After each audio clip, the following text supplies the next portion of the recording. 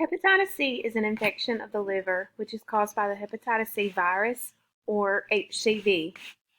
Hepatitis C infections can be acute or chronic.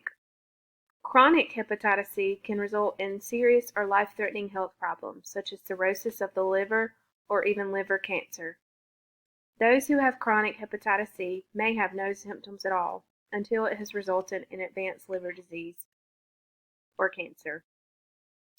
Hepatitis C is transmitted through parenteral exposures to blood or body fluids. The most common mode of hepatitis C in the U.S. is through injection drug use. Hepatitis C can also spread through sex or to a newborn through an infected mother. Unfortunately, there is no vaccine to prevent this hepatitis C. For those who have contracted hepatitis C and do have symptoms, the symptoms can include fever, fatigue, dark urine, abdominal pain, nausea, vomiting, joint pain, and jaundice. Sometimes those symptoms can appear as early as 2 weeks or as late as 12 weeks post-exposure.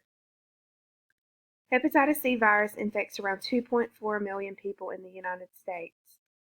It is the most common blood-borne infection. Those who inject drugs are at a higher risk of acquiring hepatitis C.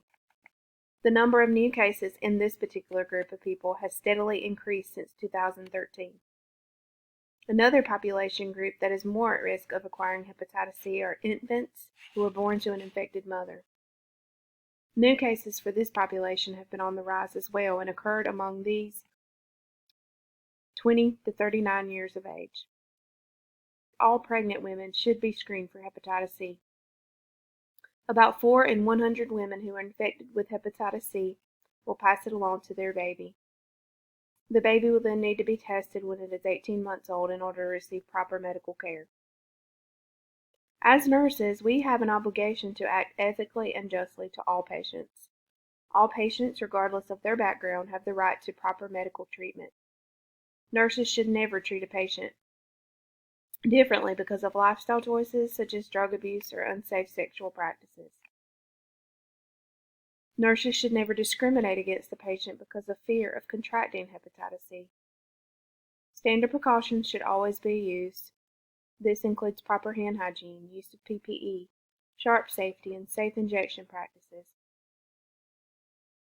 When caring for a patient with hepatitis C, it can be associated with Domain 2 of the AACN Essentials. This is person-centered care. This domain enforces focusing on the patient, providing just, respectful, compassionate, evidence-based care.